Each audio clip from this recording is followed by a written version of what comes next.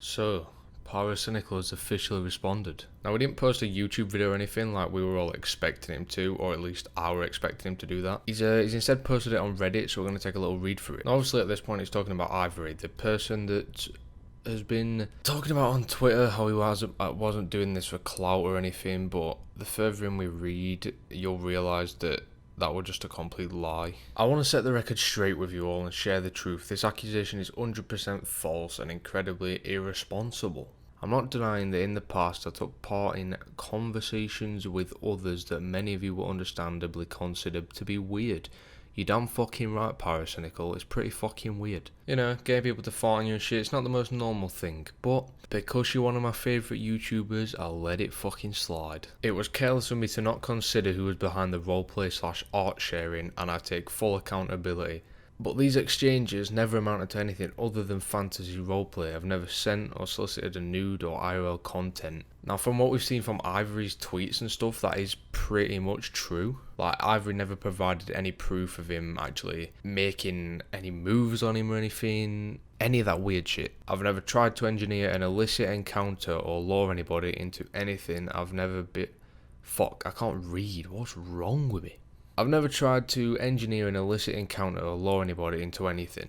I've never built a dialogue, connection or relationship with the intention of manipulating or exploiting anyone. This was even confirmed by Ivory himself in an interview. Did he ever ask you for nudes? No. No. So as you can see from that clip, Ivory literally fucking admitted that Pyro never actually sent him anything weird or out of the ordinary. So from that point on, is when everyone caught on to the fact that Ivory's more than likely lying. Right, so let's carry on. He never at any point stated that he felt uncomfortable, and if he did, I never would have continued to message and respond to him.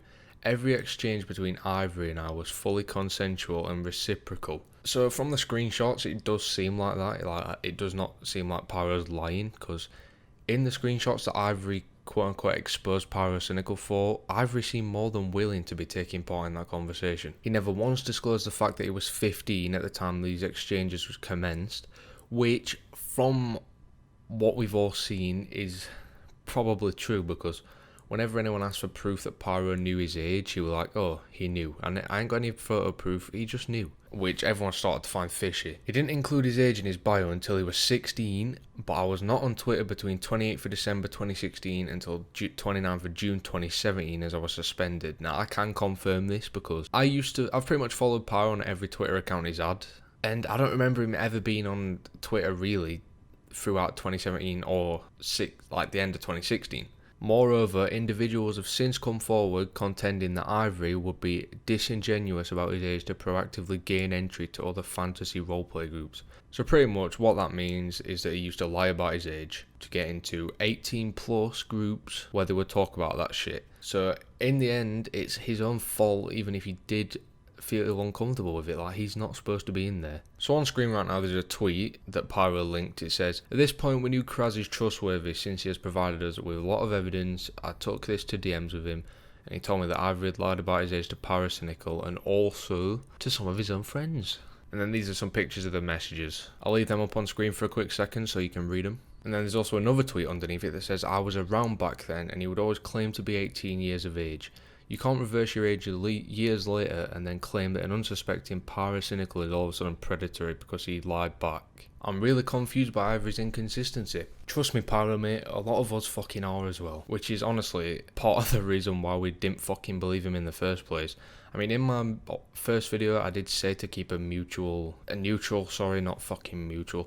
fucking standpoint, because it could potentially be true. He could just be shit at like putting up an argument for it. But obviously now we know it's fucking a load of shit. There's evidence to suggest that he is engaged in fantasy roleplay with another individual similar in age to me. This individual was also not aware of Ivory's age at the time, but in this particular example, it was also Ivory who very much initiated and directed the roleplay. Let's have a fucking look. So I'm going to leave these up on screen for a bit for you guys to read. So pretty much in those three screenshots, it's pretty much them proving Ivory's hypocrisy. For those of you who don't know, Ivory is the crewmar in that screenshot. So Ivory was telling Chef that he pretty much got forced into that conversation and he had to say no multiple times before actually agreeing into doing that shit. But in the fucking screenshots, Ivory's pretty much leading the whole thing. Like, the other guy's hardly fucking talking to him, really. After Ivory alleged that I groomed him,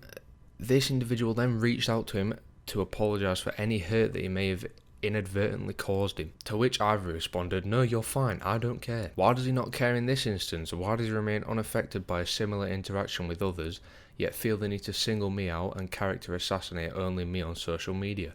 I'll tell you why, Pyrocynical.